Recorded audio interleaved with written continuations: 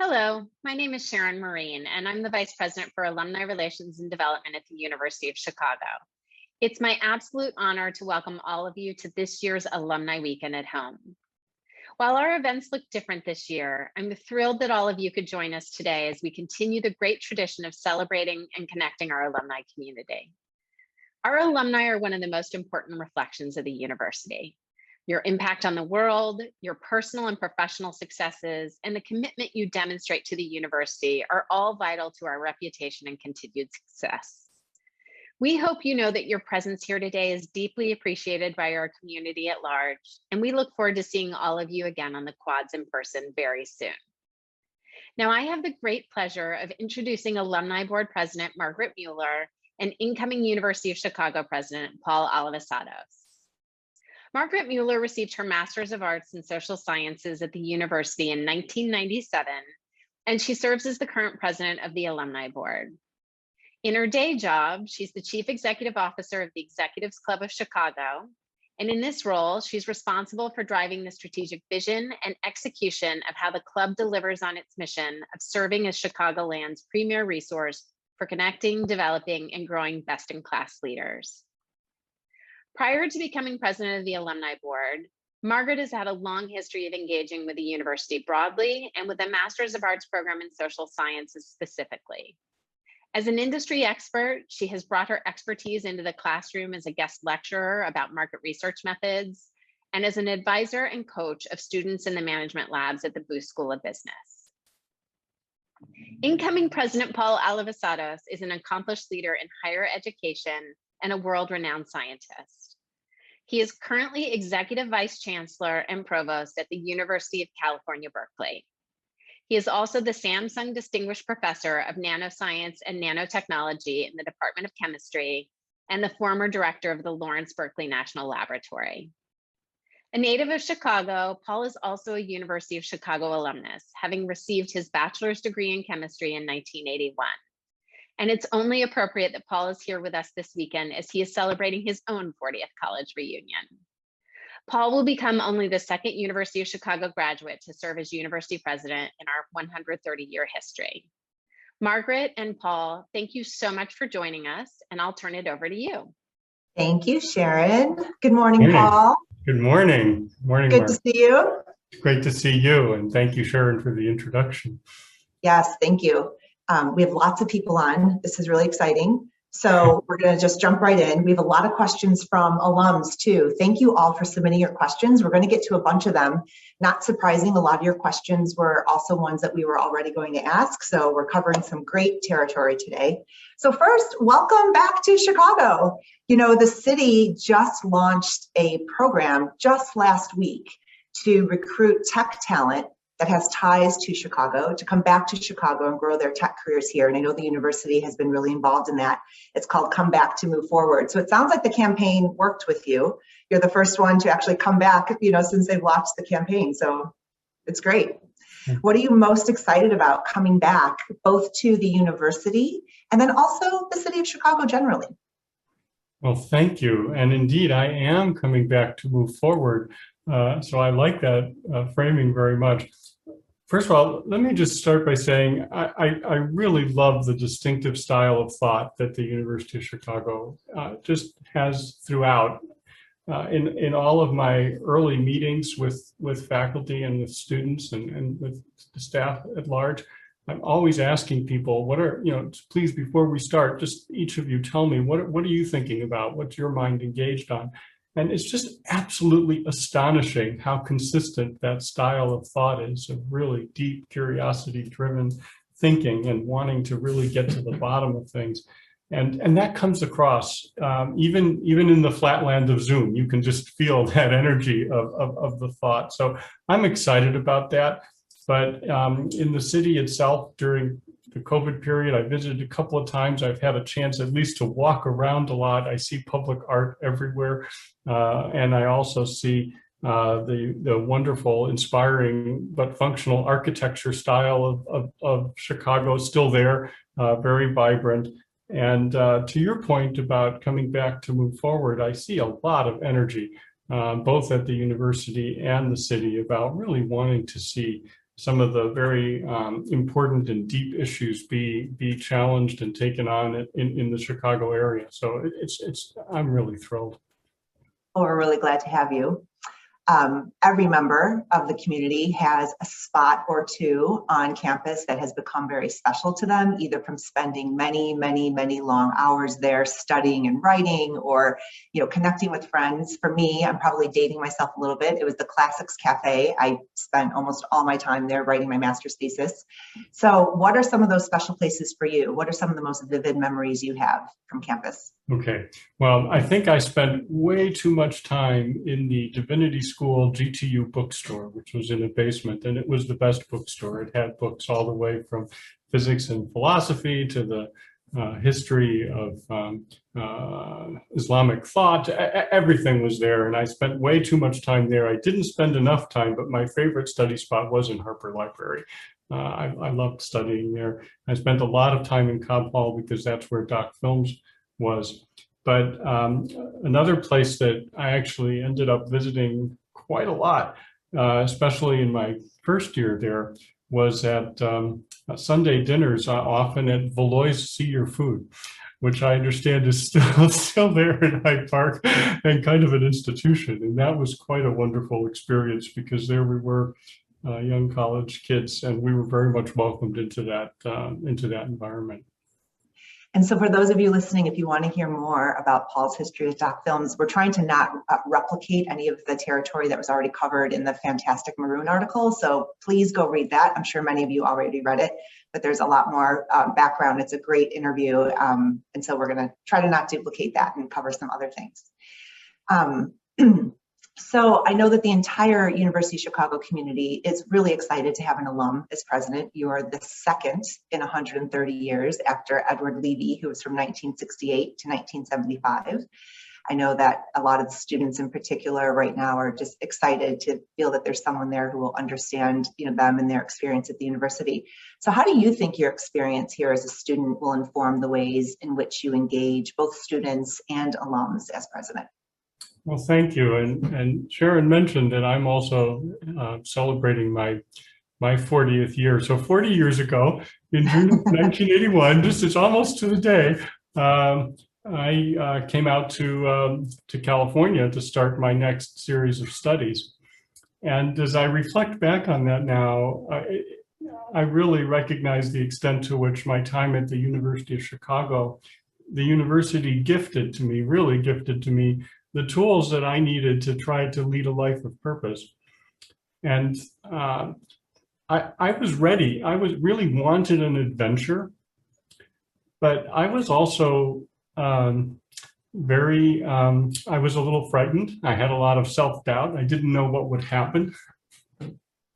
So as I enter now into this really huge responsibility of being president, I want to remember some of those things, that it's a duty to try to still offer to the students those same gifts of how to lead a life of purpose that comes from an amazing liberal arts education, and also for students who are doctoral or master's and professional students, to give those same kinds of gifts to them. But I'm also really, you were just asking me about the physical terrain. When I see it now, it reminds me of what it was like to be at the beginning of a journey. Mm-hmm. You don't know how it's all going to turn out, and you may feel even vulnerable. And so that's something that's in my mind, is how to create an environment that really helps people to engage in the debates, to be a part of them, and yet also to feel a deep sense that they are supported and that they're going to be they're going to have the opportunities to do wonderful things. I can relate to that. I think a lot of people listening can too. I mean, I came from a blue collar background, first generation college. I remember being very intimidated on campus and just feeling like I'm probably the dumbest person in the room. And it took a long time to get over that. Yeah, well, that's right. I felt that too. I mean, I think there were 7 students who graduated in my chemistry class, and honestly, I think all of the others were really a lot better than me. So, that's part of what it's like to be at the beginning before you found your way. And so I think as an alum, I'll have that. It'll really be something I'll be aware of all the time. Yeah, and I don't know how many early alums we have listening, but there's something you said that is so important, that you don't know how this is going to unfold. And it's a great Kierkegaard quote, right? Life can only be understood backward, but must be lived forward. Yes, and a lot of times when we talk to people as esteemed as you, it seems like it's so linear. Yeah, it looks obvious. Yeah, oh, this and then that. Yeah, exactly. Right. But at the time, none of it is like that. And in fact, there are choices. And maybe one reassuring thing to say actually to the more recent alums is that there's always a pathway from your prior choice to a next one that leads to a wonderful place. Right. So we have a follow-up question from a Harris grad. It's Stanley, AM'19, so recent alum.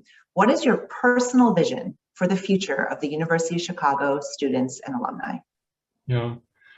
Well, one thing that really stands out to me is how the university itself, we're talking about journeys, the university itself has really embarked on what I think is the most marvelous journey, because I started in this discussion, Margaret, talking about what is there, has always been there at the university, this core deep way of asking questions and finding out what's going on, the deep scholarship. But what I've seen happen in the last 15 years really is the motion of the university to engage with the world, to bring that level of scholarship to approaching the hardest problems that really are out there for society.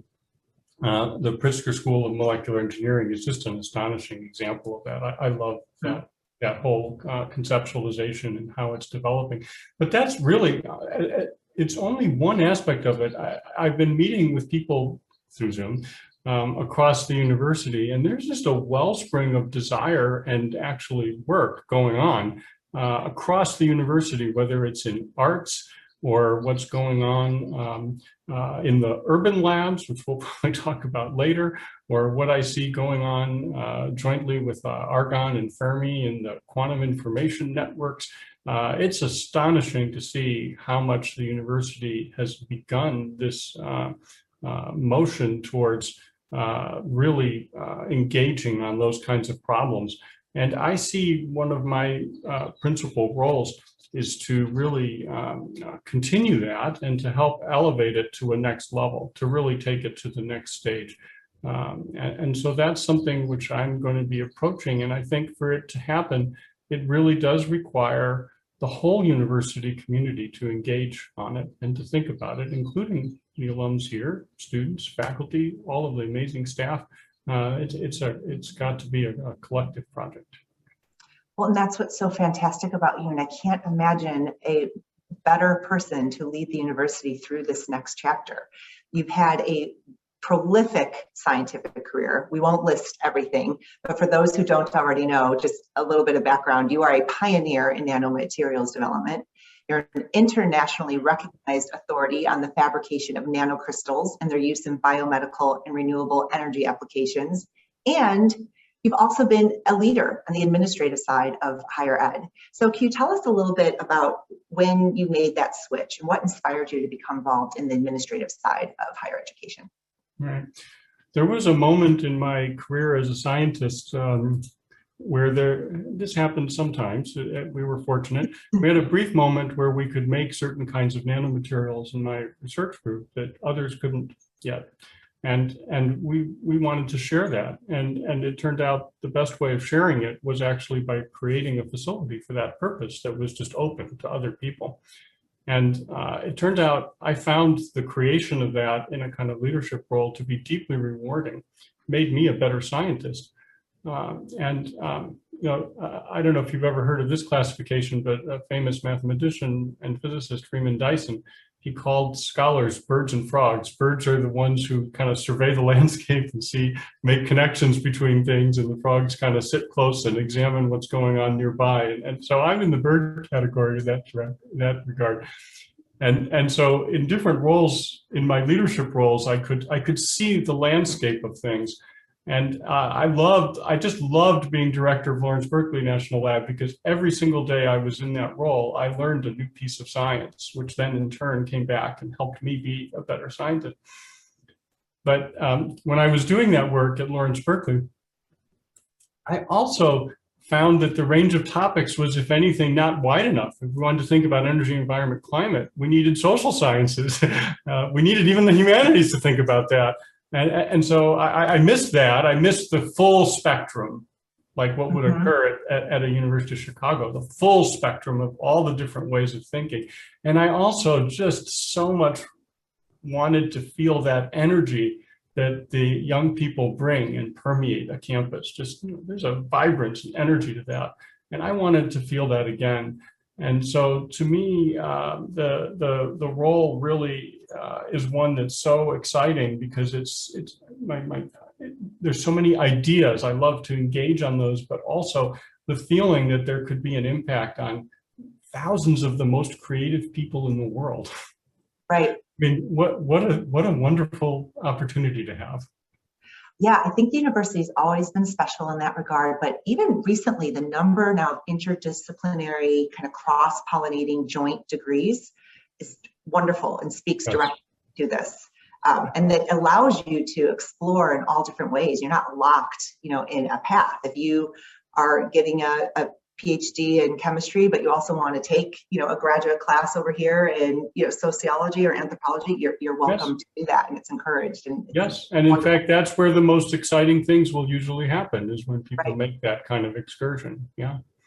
So, do you foresee continuing your work as a scientist along as your duties as president? Are you going to be able to fit that in? I sure will. So today, after this, I'm going to go to my weekly jam session with my research coworkers.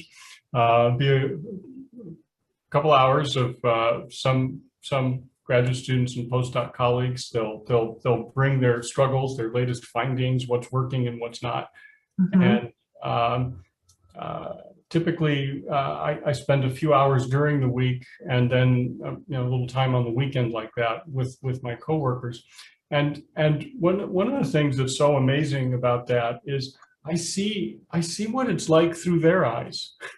It's another way for me to understand what it's like to really be on the ground doing the studying and the research and the discovery of the university. It's a place for me to touch it. So I view it as really being a part of the community, so I can be an effective president. I see so many things that way. And there's a way for me to manage the time to do that. And I have to tell you also, towards the end of that meeting, we've all now, since the announcement, we spend a little bit of time at the end just trying to think about what can we do when we join the incredible ecosystem of research of the University of Chicago and the national labs and everything that's there. And it's just, ideas are coming out of that are so exciting. I can't wait to get started on them. We're trying to understand how we might contribute to the area of quantum information sensors, or we have an absolutely crazy set of projects we're involved in where we think we maybe could someday make a compression expansion engine like a refrigerator, but where the fuel is light and not a gas that expands and contracts. And we're thinking about how we can use the new advanced photon source upgrade at Argonne. That'll be one of the brightest X-ray sources in the world, and will change how we can study nanomaterials. So it just feels like a lot of energy, and I'm going to really enjoy doing that. But I think I know pretty well how to keep it so that it's a part of me, but it leaves plenty of time to be president. And besides, I learned some things about my president job by doing it. So I'm sure I'm not the only one that's listening to you thinking, how in the world do you do this all? So we know that even before the pandemic, people needed to create strategies for living so that they can not only do their great work, but also stay healthy and well and take care of themselves. And this has only been exacerbated through this pandemic. And we've now seen this need for balance, even more closely firsthand. So I'm curious for you, what has been either the habit or a life hack that you've honed over the years that helps you do this? Yeah, look, that's a really serious issue here because it also bears on mental health. and it bears on so many important issues. And I have to say, I'm not sure I found a hack per se or a shortcut, but I can say that there are just some very basic things that we just need to remind ourselves of and then insist on doing. And so for me, it's certainly exercising daily, which I really do, absolutely do. I really pay close attention to nutrition and to how I eat. I budget time to spend with my family, and I'm fully present with them when I've budgeted that time. And maybe the last thing that I actually really do very carefully is I make a kind of pie chart of my time once every couple of months and see how I was spending it in different categories. And I try to see if that maps with what I think I should be doing if I'm trying to be effective in what I'm doing. So those are very basic things, but the things that we're all told over and over as the way to manage, they're real, they work. So true scientists, you collect the data, you look at it, see what changes Probably. you want. That's probably right. So we are talking a lot about science, well, the physical, sciences, and I know a lot of people are wanting to understand your personal value placed on liberal arts education, but also just generally, there's a lot being written now about how important liberal arts education still is, right? So yes, everything happening in STEM is critical, especially for our nation and being a leader, but it's not that liberal arts education is no longer important. So for you personally, how would you articulate why and how that remains important in today's environment? Well, I would say a couple of things to that. The first is that it is really true that I think a liberal arts education is nothing less than the key to being able to fashion a life of purpose, which I hope every alum is at work on trying to do that. And so I think it's fundamental to that. I've experienced that. I went through the core curriculum, and the things that I learned in the humanities and the social sciences, I use every day in my life. And I also use those a lot as a scientist, but I also use those things just every day as a human being. And so I think that is enduring. There's no change in that I could ever really foresee. At the same time, some of the pressures are coming because there's a sense of, we have rapidly changing fields. So there's this sense of acceleration of how things, careers change. And the only thing that I can say about that is actually a liberal arts education is probably the one thing that you can do to make it so that you are actually able to be adaptable during your career in so many ways. It's the key to having a resilient work life as well. Mm-hmm. And I think this goes back to what you were describing before about what makes the university so unique, that you can still take these other classes, right? So you have to have a general understanding of things. But you can certainly hone in your talents and skills into things like, social sciences and arts and humanities, but you have to at least know what's going on, so then you can be the one that's pulling things together and making these connections. Yes, I very much agree with that. That is a really fundamental piece of what it takes to really be able to contribute well in this period. So I already covered this, but it's being asked even more pointedly. We have an alum question by Larry, AB'81. So his question in particular is how the college will sustain the tradition of liberal arts education in this era of increasing pre-professional pressures. Yeah, look, that's a really important question. And I would say, compared to when I was a student there are fewer courses in the core curriculum. I think when I was there, it was 21 or 22, and it's around 15 now, balanced out by between 10 and 20 for a major and 8 and 18, I think, for electives. So there's some balance of courses that has shifted a little bit, making the core a little tighter. But I think that's okay, and that feels about right. Especially, I can say, having met so many of the students through Zoom now. I think I see them as having gotten a lot from their core curriculum, but also being able to make those connection points. One trend that is certainly, so I think there's a great balance there now, I really do. I will say, though, that another evolution that's been going on at the macro scale across all of higher education is, and in the workforce, in the workplaces at large, is, yes, it's true, people need to have those kinds of foundational skills to think across all the disciplines, but it's also true that in many, many areas, very specialized knowledge is needed just in order to be able to get started in the area of work. And so that's part of why there are more master's degrees than there used to be, is it fills that. I can definitely imagine a situation where there might be in the future more combination bachelor master's degrees, or more combination even master's and doctoral degree kind of combinations emerging. Yep. I could see that as being an appropriate kind of shift in response to what Larry's so correctly pointing out. But I think it would be a big mistake to think that, and I think he's saying that, yeah. We're agreeing with each other, that we don't want this sort of pre-professional pressures that come because you have to have specialized knowledge to get the work started, to somehow overcome and then put too much pressure on the core learning. I think that would be a mistake. Yeah, and the university has been a leader in these master's degrees for a long time. I feel like they really were a first mover. I mean, mine's in the social sciences. I graduated from the MAPS program, and then I went on and got a PhD in sociology, but it really was really unique at the time that it was created. And I think the university has leaned into these and understood that, that possibly the MA is the new BA if you want to stay competitive, and ways to do this where it's time effective, cost effective, and you come out with a really wonderful degree and way of thinking and approaching the world that allows you to stay competitive. Yes, I think I think you're right that the university has been early in that. And I'd say there's still opportunity to do more there too. Yeah.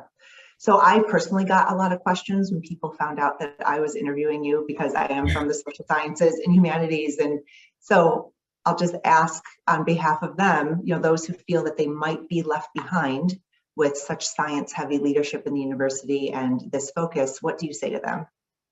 Well, I say without any hesitation, I will be president of the whole university. The humanities and the social sciences are just extremely important to so much that's going on in our world today, but they're also just foundationally very deep and important areas. And I think they're more important for our world than ever, far more important. If I look at what's going on in the world of discourse in our society, with social media and instant communication and all the things that are going on, it makes me think that we need the core humanities style of thinking even more to be out there and to be engaging and asking the questions that our humanists really think through in the deepest way.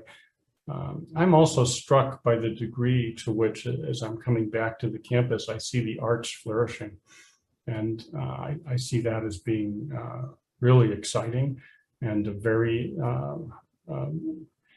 important aspect of the university committing to the fostering of creativity in a truly deep way.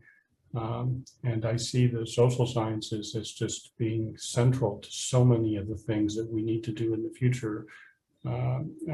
For example, I'm really eager to see how the university is going to be approaching issues of environment and climate change in the future. And I really see that, for example, as an issue that is at the core of social sciences, economics and public policy and so on. I hope people will find that. I'm determined to be seeing those areas, the humanities, the arts, the social sciences, that they will absolutely thrive, and we're going to work hard to make sure that this is the place where really the very best work is going on, and we're educating the best people.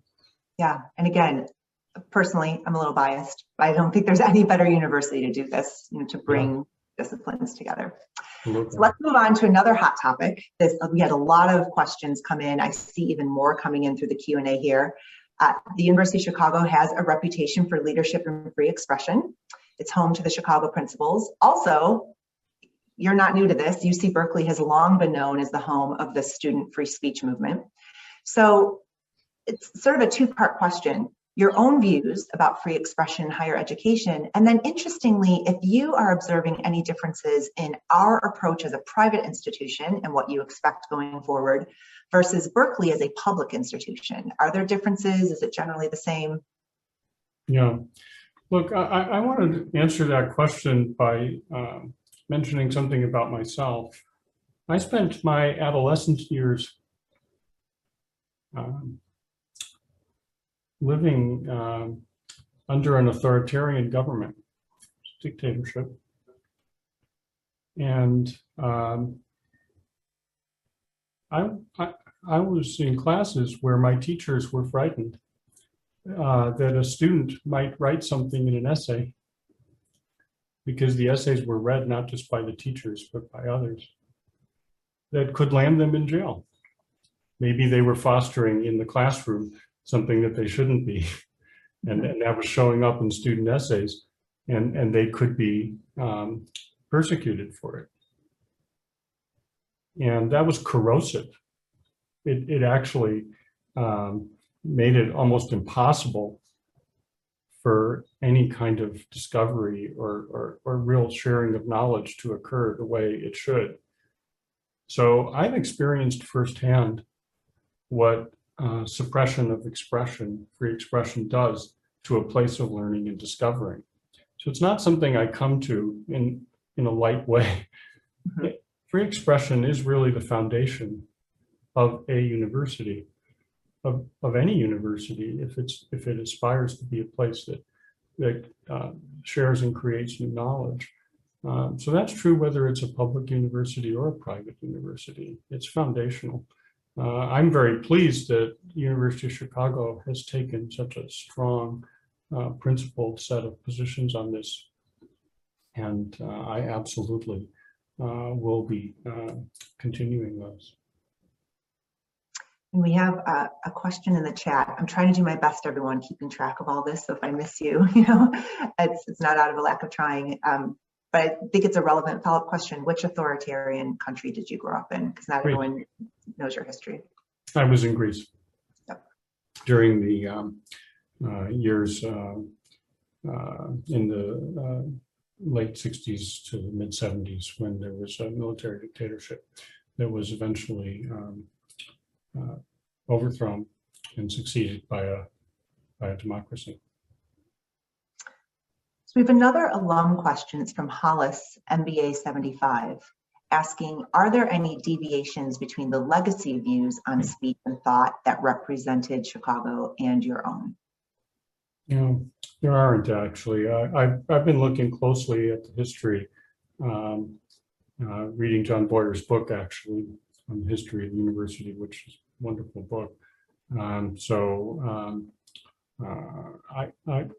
I've been looking at materials from prior presidents. I see Harper, Hutchins, Levy, Gray, and Zimmer. I've got each of them has at some point put down their thoughts on paper on the free speech topic in really clarifying and powerful ways, and very consistently across all those years. So I view that as part of really the DNA of the University of Chicago. So I don't see any separation from me in that. That's something I intend to continue. I understand that later today, there's going to be a really interesting conversation between David Axelrod and Lynn Cheney. Yes. I think if we want to really talk about this topic of free expression, we need to be thinking hard about how we create model discussions across disagreeing viewpoints. Yep. And where we create those all around. And we model the behavior and we encourage what it is that we want to be seeing in terms of being able to bring really different points of view to a topic We listen respectfully. We allow the debate to occur. We engage in it. We engage in it openly and with our views respectfully. So I'm looking forward. I think that Axel Cheney discussion should be pretty good. And I certainly hope to think with people here about ways in which we can foster these kinds of discussions all throughout the university. And so for those who may have missed it, it wasn't on the original schedule. That's a program that was just recently added. I believe it's at 2 o'clock Central today. I believe that's right, but go back and look just in case you missed it. I think you're right. It's definitely one worth watching, and it will be recorded too, in case everyone can't be there live. So another important topic that we received many questions on, and I also saw many coming through in the Q&A here, including from Cynthia, AM'81, Chi Hung. I know there are others, but this continued expansion of diversity, equity, and inclusion in higher education and academic inquiry are a top priority for many academic institutions, including our own. There are many elements to this, though, right? There's the student body, faculty, administration, also the community in which we engage. There's a lot to tackle here. What will be your priorities on these issues for the next 3 to 5 years? Yeah, well, thank you for that question, because this also is a foundational aspect of the university.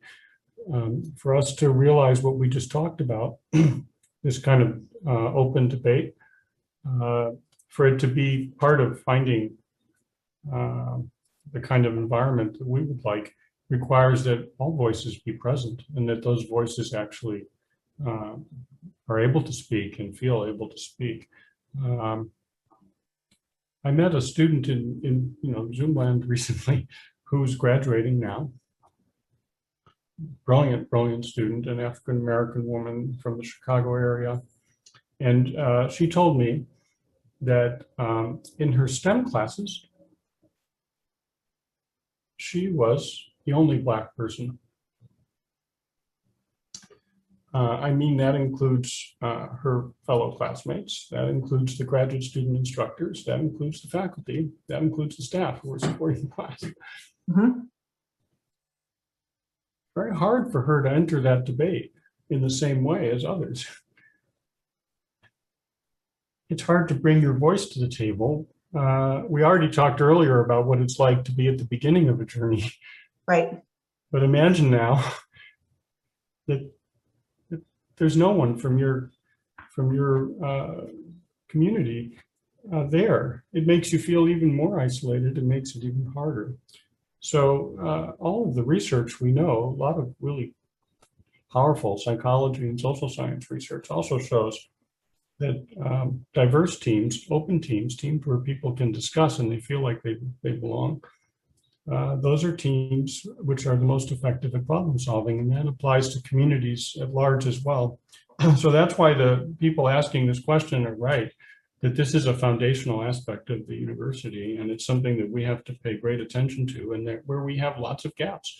And the anecdote I just mentioned illustrates one of the most glaring ones, which is the area, the lack of diversity in STEM disciplines.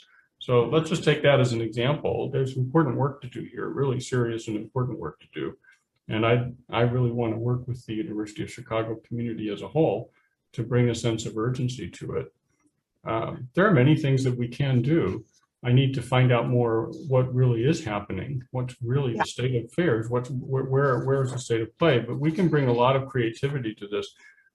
We may, for example, wish to, for very good sound academic reasons, we may want to make a departure from some of the ways in which universities often will hire. Maybe, for example, you make a search in a very, very specialized description of what the next faculty member search should look like. It's going to be somebody who studies a very specific kind of languages in a particular way, or studies a certain aspect of engineering, and then automatically you've shrunk the pool of possible candidates. One thing that I've seen to work well has been to just open those searches up and say, hey, we're looking for people in engineering or people in physics, and then suddenly the pool becomes very large, and you find that that there are far more wonderful and compelling cases than you had ever realized, and it allows you to achieve the kind of diversity that that leads to a much more effective and strong community. So that's an example. But we also need to do things even, I think the question, I think, correctly goes to the fact that this is something that has to happen at many levels at once. We need to be thinking about how do we develop future faculty leaders? How does that work at the university? How do we create environments for staff to have successful careers? So this is something that cuts across very deeply. And I can assure you, I'm going to bring a lot of energy and focus to this topic. It's something I care deeply about. And it's one of the highest responsibilities to create the kind of environment where the very best discovery and knowledge sharing can take place. That means it has to have these other features of diversity and belonging. So in recent history, the university has worked hard to cultivate and build a different kind of relationship with the city of Chicago and our neighbors on the South Side. We now have a very vibrant community engagement office. The university, not everyone may know this, it's also recognized as one of the city's leading organizations in terms of supplier diversity. It's often acknowledged by others as someone who does a good job of this. So what are your priorities here in terms of continuing to build and nurture these relationships with the community? Well, first of all, thank you for the question. I think that partnerships with the Southside communities is extremely important for the university in just so many ways. I've been gratified to see just as I begin to understand the lay of the land, just how much, as you were just pointing out, there's some very remarkable work. You mentioned the issue of community vendors and working with people in the business community locally. I'm just been studying closely things like the urban labs, where I see really, first of all, engaging with our nearby community, with them as true partners, with the community itself as being part of the design and part of the collaboration with us in the deepest way. But I see things, really interesting things happening in areas related to education, to aspects of the justice system and gun violence challenges. I see tremendous things happening in the area of health and public health. For example, was very pleased to see how much the UC Medical Center worked very hard during the COVID period to not have the kinds of racial and income disparity in COVID outcomes that have happened in so many other places. I think the university community should be proud of that role and should just double down and try to do even more with that. So I see a lot. I think we should be really working on how more jobs can come to the area. And there are some ways in which that can intersect very well with some of the largest goals of the university in terms of developing new partnerships, new areas that we would like to see developing academically. I've heard for the first time while I was here talking with colleagues about the topic of inclusive innovation, as we see a new entrepreneurship activity just blossoming all around at the university and in Chicago. We have a chance to do it differently and to do it better. So I see a lot of opportunity in this, and I'm excited about coming into that. Yep. So this is an audience of alums that are listening, and as president of the Alumni Board, I am also personally interested in what would you like to see from us, from the alumni community, to help support the success of these initiatives? Everything we've talked about, and maybe even some new things that we haven't talked about yet. What is your call to action for us? Okay.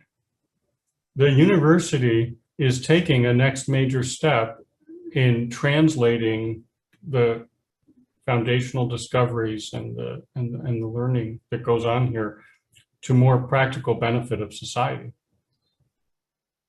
The alums and those here are out there in the world in all walks of life. So many of you are involved in the most important practical issues of what's going on in our world around us. So help us to make this transition, come in and work with the university so that this amazing place of creation of new ideas is also connected to society and helping to bring the benefits of that to the society. Mm-hmm. And there are so many ways that alums can plug in, right? We can have apprenticeships at our companies. We can mentor through the Wiser platform. I mean, there are many, many things that we can do. So I think we're going to continue to push that out and continue to have calls to action in partnership with you in your office, and think about what are the ways that we can really lean into our talents and our resources and the social capital that we've developed over the years and really help achieve this for everyone. Yes, I hope it's a topic on people's minds during this alumni weekend. Just the fact that people have come to this is wonderful. It shows a high level of engagement. And so I think trying to do just exactly the kinds of things that you mentioned. I don't know all of the programs that exist yet. I'm going to be learning them. But I don't even know them all. Well, there you go. But there's so much good work to do there, and it will make such a big difference. Yeah, there really is. So not everyone may know that during this last Inquiry and Impact campaign, UChicago engaged a record number of alumni and friends with the university. We're doing a really good job with outreach. And during the pandemic, the university has continued its tradition of bringing thought-provoking content and programming to our alumni community through a variety of innovative ways. I mean, we have this award-winning podcast and all sorts of things that are going on. So we have a question related to this from Jennifer, who's AB'81, AM'85. She got a degree both at the college and social sciences division. That might be MAPS, that might be my home program. If so, a shout out to you. And she's interested in your thoughts on how you will reach out to alumni more personally to make them feel more connected and engaged with the university. Well, thank you. That's really such an important question. I do know that I really do want to be meeting with alums, and I think Sharon's going to be helping me do quite a bit of that as I travel to different areas where we have really active alumni groups.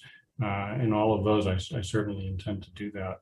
And I think that's a really an important question. And I'm also hoping that this kind of event today, Margaret, that I'll get some good pointers on where the best programs are and the ways that I can do that. I wanted to also just share one other thing that I've had as an experience. When I have worked with students at the university who are in student government, they often want to make some kind of change at the university. And often that takes a while. It doesn't happen in the 9 months of a student government service after your election. So at least at Berkeley, I've had the experience of working with making a commitment to work with the student to make a certain kind of change that they, as a student government, wanted to see come into being. We make a commitment to each other that when they, if we don't finish it during that first 9 months, that we're going to stay in touch.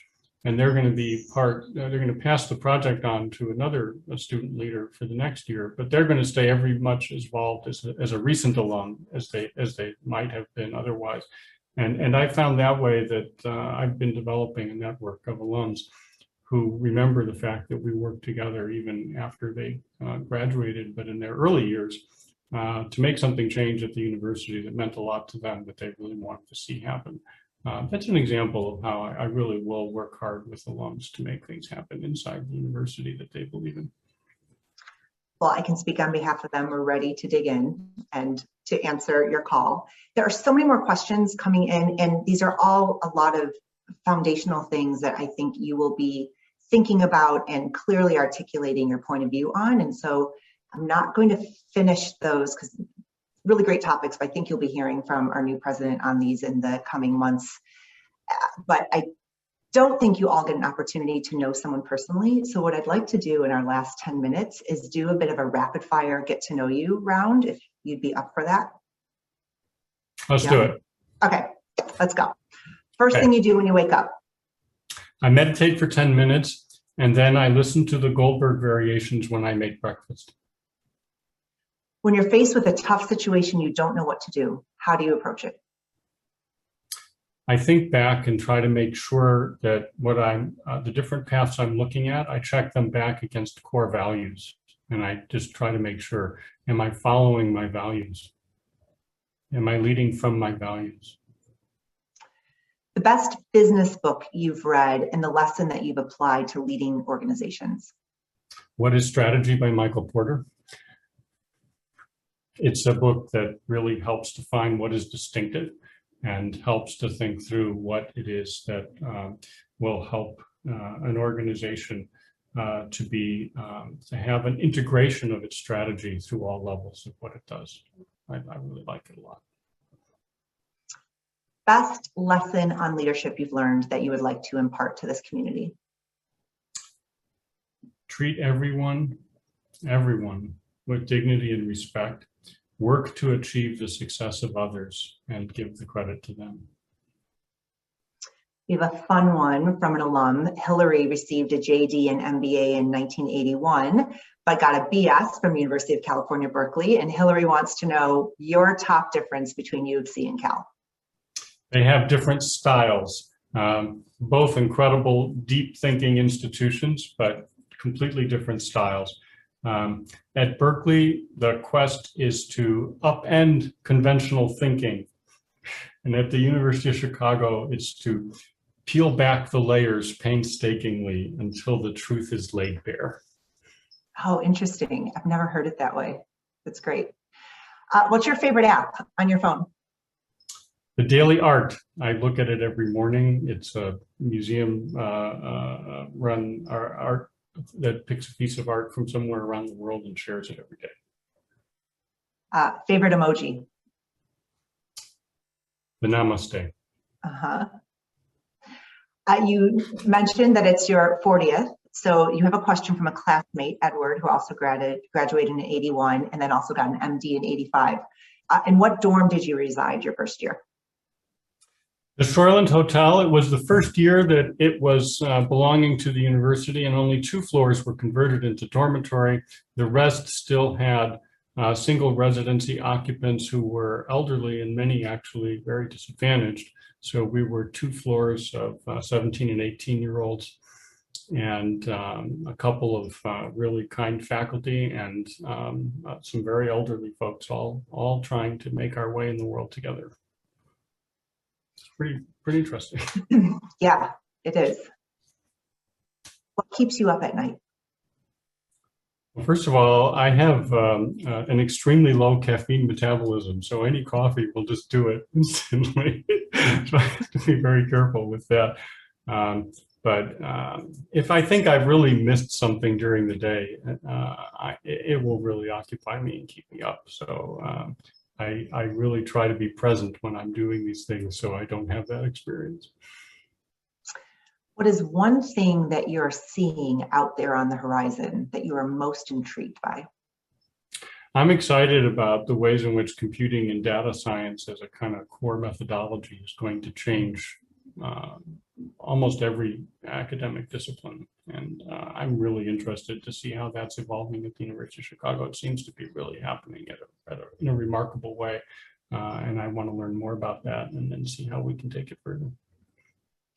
And finally, my last question, really critically important. Where do you get the best pizza in Chicago? I honestly don't know. Okay, so this is my challenge to you asked me how the alums can help or the students can help. Really, this is an urgent topic. I really need to be told where I should take my best shots and find out where the best pizza is, because I really am not in the loop. I haven't had a chance to do it enough, and during COVID, it wasn't that easy to do. So we'll be seeing. This is going to be a big project in the early period of time to answer that really deep and important question. You are going to get many, many divisive answers because there is no right answer, and I'm sure. Well, great. That's it'll give me a good project. I look forward. Yeah. Thank you so much, Paul. We're so excited to have you come and lead the university to its next chapter. It's been such an honor to speak with you today on behalf of the University of Chicago alumni community. Thank you. We're really excited to have you come here this summer. And now I'm going to turn it back over to Sharon. Thank you. Wow, thank you so much, Paul and Margaret, for a wonderful discussion today. Such a wonderful chance to get to know you a little bit better, Paul, and I think we're all looking forward to having you joining us in September. And thank you all again for being with us. I hope that you'll continue to join us for our other Alumni Weekend events and continue to connect with your former classmates. And don't forget to stop by the virtual quads and visit some of your favorite places on campus, including the swag shop. Until the next time, thank you and take good care. Bye, everyone. Bye-bye.